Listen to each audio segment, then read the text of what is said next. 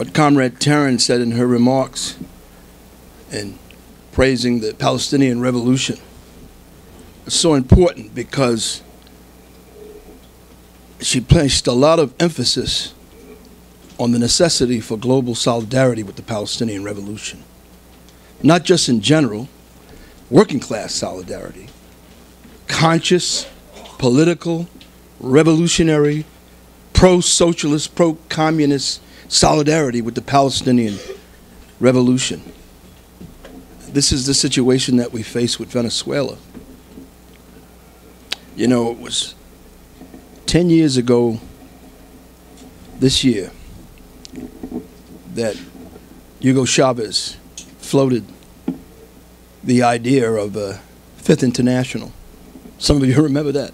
You know, the balloon didn't get too high. Too many contradictions in the movement, contradictions that exist today.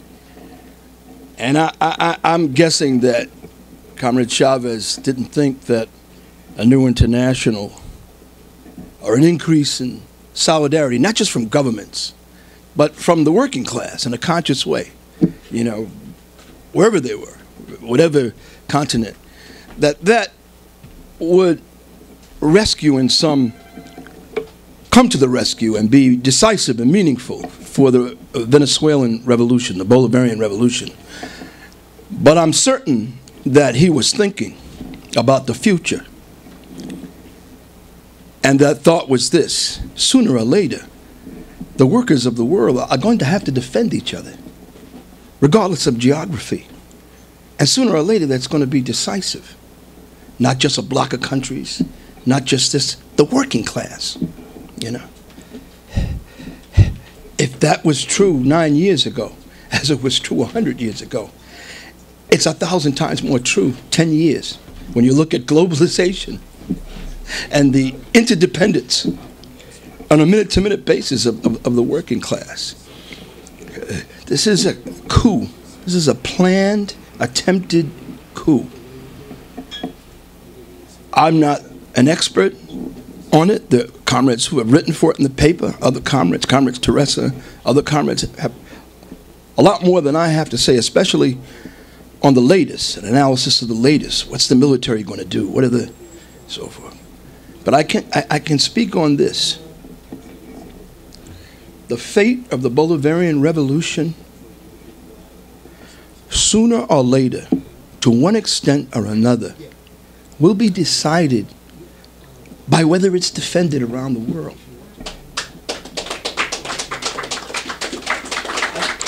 Not just in the global south, although that's obviously very important. There was a demonstration tonight called by another group. It's great we went there. There are more demonstrations. I know we're planning demonstrations. There'll be more demonstrations. I hope that very soon, and if we need to consider this, then we shall, you know, from a tactical point of view. Our party, if it remains what it has always been, in relationship to the necessity for global solidarity, we shouldn't be the ones to wait for a global call for solidarity with the Bolivarian Revolution. We shouldn't wait for somebody else to do it.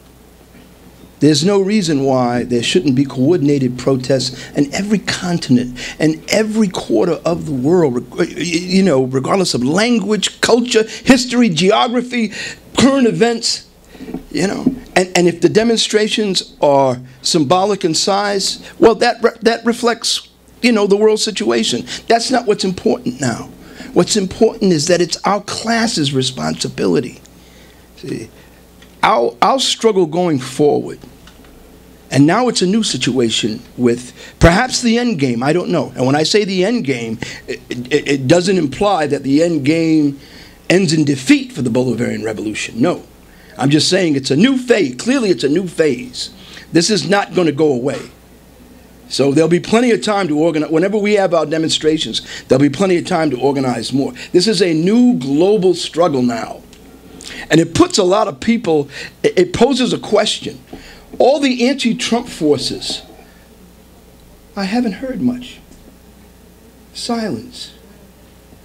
You know, they call him a fascist, a racist, a messiah. It's all true. It's all true. What about now?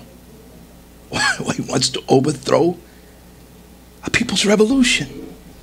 First by economic strangulation, now possibly militarily, and everything in between.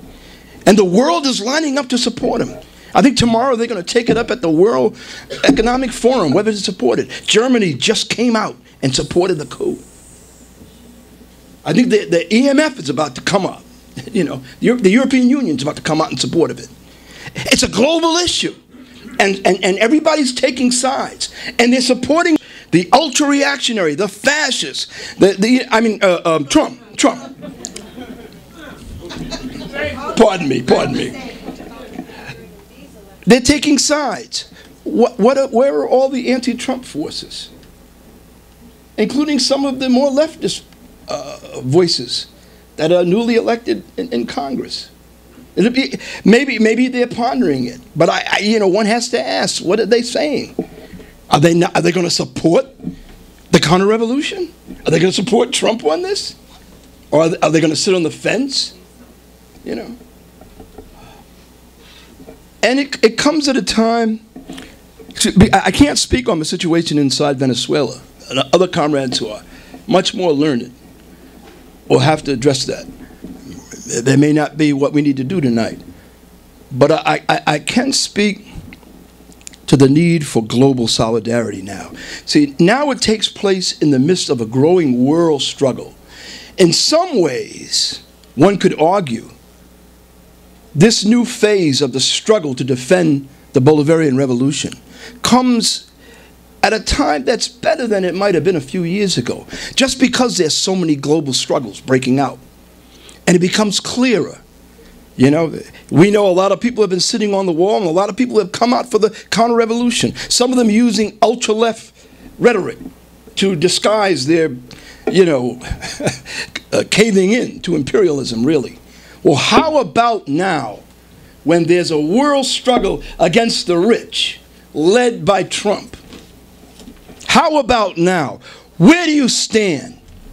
This is not isolated what's happening in Venezuela. This is part of a class struggle against the rich that's deepening.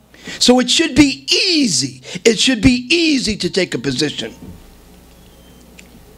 I think in the coming days and weeks, the party's got to once again distinguish itself, not only in what we do here or what we do in any region of this country, but also the role that we play on the world scene.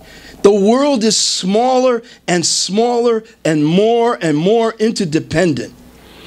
And the more that movements and groups pretend that that's not the case, the more they'll slide backward.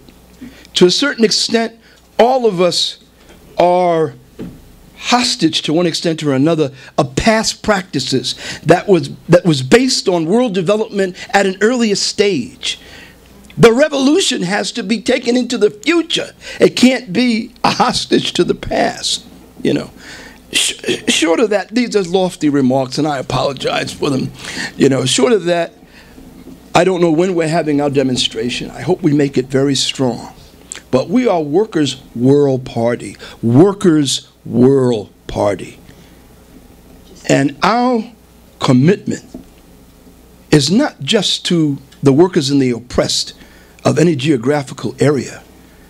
Our commitment is to explaining their situation as best we can, as small as we are, and with limited resources, to everyone, everywhere, because that is what is necessary.